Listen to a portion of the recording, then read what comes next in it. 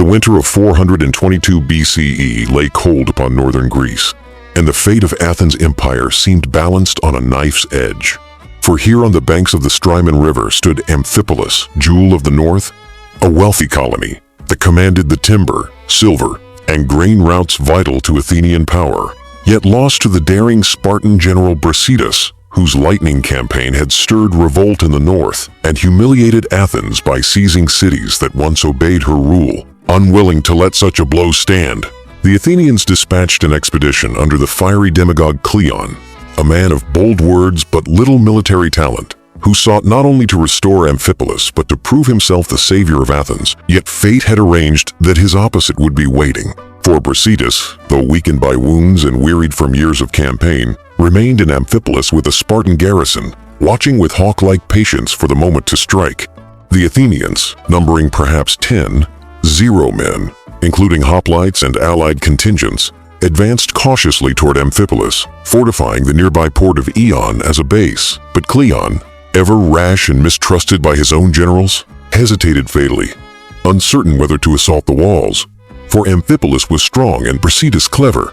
Days passed, skirmishes flared, and morale wavered, until at last Cleon, hearing rumors of reinforcements approaching for Brasidas, ordered a sudden retreat toward Eion, hoping to withdraw before the Spartans dared emerge. But Brasidas, reading his opponent like an open scroll, saw his chance. As the Athenians turned in disorder, their column stretched and confused. The Spartan commander hurled his men forth in a bold surprise attack, charging from Amphipolis with a ferocity that stunned even his allies. The Spartan hoplites fell upon the disordered Athenians, their bronze shields gleaming, their spears thrusting in tight formation, while from another gate, a second Spartan force swept around the flank, hemming Cleon's army between hammer and anvil. Panic erupted in the Athenian ranks, soldiers thrown into chaos, their line collapsing before they could form a proper phalanx. Men cut down as they fled toward the river, their screams mingling with the war cries of their pursuers. Cleon himself, turning to rally his men, was struck by a Spartan spear and slain. His body left among the fallen, his dream of glory ended in a moment of terror. Yet Brasidas, too, would pay the ultimate price. For in the charge, he received a mortal wound, carried back to Amphipolis in agony, even as his soldiers triumphed. And though the Spartans rejoiced in their overwhelming victory, they mourned their brilliant general, who lived long enough only to hear that the battle was won. The slaughter was terrible. The Athenians lost nearly 600 men, their allies scattered, while the Spartans suffered barely 7 dead. A ratio so shocking it spread through Greece like wildfire, proof of Spartan discipline and Athenian disarray. Amphipolis was secured firmly for Sparta, and with it, the balance of the war shifted, for Athens not only lost a key colony but also lost Cleon, the voice of hawkish defiance, while Sparta lost Brasidas, the one commander whose brilliance and charisma could have turned their victories into empire.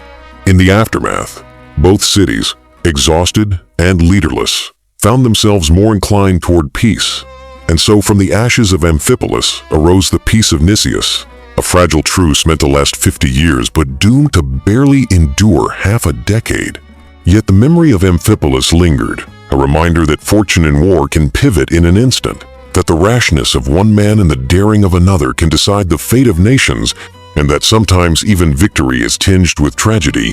For the 2 men who drove their cities toward that fateful clash lay dead upon the same field, their legacies forever entwined in the dust and blood by the Strymon's banks. Thus, the Battle of Amphipolis stands as one of the great turning points of the Peloponnesian War, a moment when ambition, courage, and fate collided, leaving behind a field of corpses, a lost city, and the silence of winter settling over a world forever changed.